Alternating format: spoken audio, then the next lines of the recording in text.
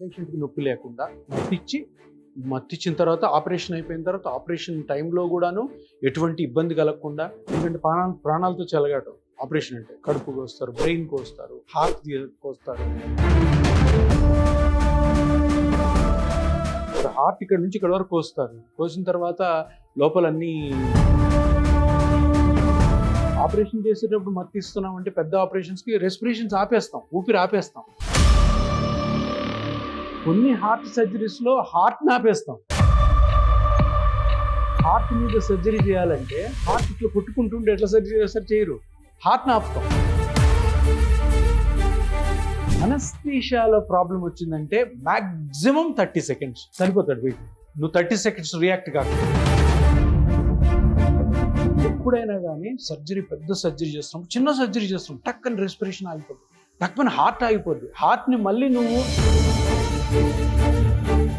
Surgery అన్నది మనిషిని కొయ్యడము, లోపలికి పోయడము, ఒకటి తీసేయడము, కొత్తది పెట్టడము, కుట్టడం, ఇవన్నీ ఇంకా ఏ ప్రాబ్లం అయినా రావచ్చు.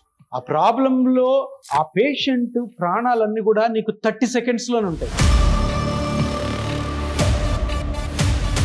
అనస్థీషియా డాక్టర్కి 30 సెకండ్లలో నువ్వు రియాక్ట్ అయ్యావా, పేషెంట్ బతుకుతులా తెలుసు.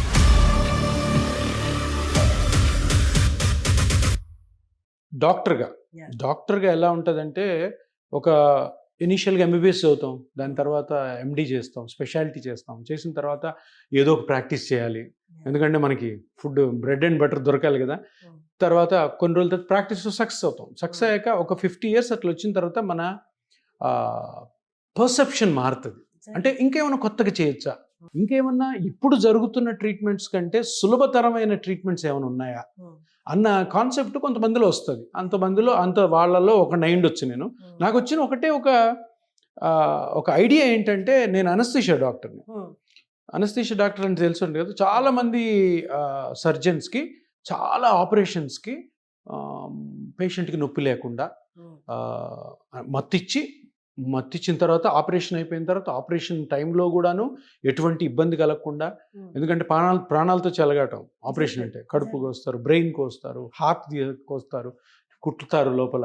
సో ఆ పని ఏదైతే సర్జన్ చేస్తున్నాడో ఆ టైం అంతా కూడా పేషెంట్ని హ్యాపీగా ఉంచి, హ్యాపీగా అంటే ఈ పెయిన్ ఫీల్ కాకుండా heart rate, respirations, kidney function, liver function, ఇతరత్ర అన్ని ఫంక్షన్స్ కూడా కరెక్ట్గా ఉండేటట్టు చూసి, సర్జరీ అయిపోయి కుట్లు వేసిన తర్వాత మళ్ళీ రికవర్ చేయాలి. రికవర్ చేసిన తర్వాత నొప్పి ఉండకూడదు మళ్ళీ.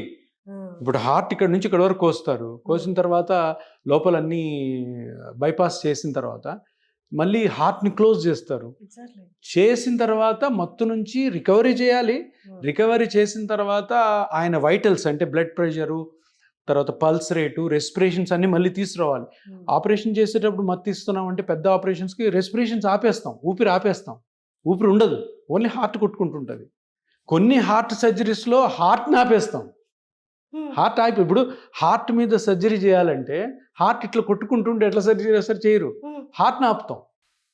సో హార్ట్ని ఆపి మళ్ళీ హార్ట్ని స్టార్ట్ చేయించాలా, రెస్పిరేషన్స్, బ్రీతింగ్ ఆపి బ్రీతింగ్ని మళ్ళీ స్టార్ట్ చేయించాలా. సో ఇంత ఉంటుంది అనస్థీషియా డాక్టర్. అందుకే డాక్టర్ అంటే దేవుళ్ళు అన్న పదం ఊరికే రాలేదేమో. పర్టికులర్గా ఇక్కడ ఇంపార్టెన్స్ జనాలకి తెలియని డాక్టర్ ఎవరంటే అనస్థీషియా డాక్టర్. హార్ట్ సర్జను నా హార్ట్ కోసి లోపల కుట్లేసి మళ్ళీ హార్ట్ని మళ్ళీ క్లోజ్ చేసి నన్ను బతికిచ్చాడు అనుకుంటారు, కానీ ఆ బ్రతికించడం వెనకాల ఎంతో ఇంపార్టెంట్ ఫ్యాక్టర్ ఎవరు అంటే అనస్థీషియా డాక్టర్. తెలియదు చాలా మంది జనాలకి, తెలియాలి కూడా అందరికీ. ఎందుకంటే ఇక్కడ నేను చెప్పాను కదా, ఇప్పుడు పేషెంట్గా మనం ఆపరేషన్ థియేటర్కి వెళ్తాం, మామూలుగా వెళ్తాం, నీకు నొప్పి లేకుండా చేయడం, నీ భయం లేకుండా చేయడం, నొప్పి లేకుండా మత్తి ఇవ్వడం, మత్తి ఇచ్చిన తర్వాత ఇంకా సర్జన్స్ ఇంకా వాళ్ళు ఇష్టం వచ్చినట్టు కోతలు ఉంటాయి కదా, ఇది కోయడం, అది కోయడం, అది కుట్టడం, ఇది కుట్టడం, ఇదంతా అయినప్పుడు నీకు తెలియకుండా చూసుకోవాలి. తర్వాత నీ వైటల్స్ అంటే బ్లడ్ ప్రెషర్, ఇవన్నీ కూడా నార్మల్గా ఉండాలి. టక్కని బ్లడ్ ప్రెషర్ పడిపోతుంటుంది, కొన్నిసార్లు టక్ టక్ టక్ టక్ హార్ట్ స్టాప్ అవుతుంది, మళ్ళీ హార్ట్ని పికప్ చేయాలి. హోల్ ఆపరేషన్ జరుగుతున్న ప్రాసెస్లో మీరు థియేటర్లోనే ఉంటారా? థియేటర్లో కాదు, పేషెంట్ అతుక్కొని ఉంటాం. అందుకే ఒక సెకండ్ అటు ఇటు జరిగిన అనస్థీషియాలో, అంటే మత్తిచ్చి పేషెంట్కి ఆపరేషన్ చేస్తున్న టైంలో ఏదన్నా ప్రాబ్లం వస్తే సర్జన్కి ఏదైనా ప్రాబ్లం వచ్చింది అనుకో, ఇప్పుడు కడుపు ఓపెన్ చేసి ఏదో చేస్తుంటే చిన్న బ్లడ్ వెజల్ కట్ అయింది అనుకో, బ్లీడింగ్ అవుతుంది. ఆయనకి టైం ఉంటుంది, ఎందుకంటే ఆ బ్లడ్ వెజల్ని ఇట్లా పట్టుకొని తర్వాత మళ్ళీ సూచర్ తీసుకొని నెమ్మదిగా వేసి, సో నీకు 1/2 అవర్ వరకు కూడాను ఎంత ప్రాబ్లం సర్జరీలు వచ్చినా కూడాను నీకు టైం ఉంటుంది. అనస్థీషియాలో ప్రాబ్లం వచ్చిందంటే మ్యాక్సిమం 30 సెకండ్స్ చనిపోతాడు పేషెంట్, నువ్వు 30 సెకండ్స్ రియాక్ట్ కాకపోతే. అంత risky job anaesthesia job. So ఈ జాబ్ జనాలకి ఎవరికి తెలియదు.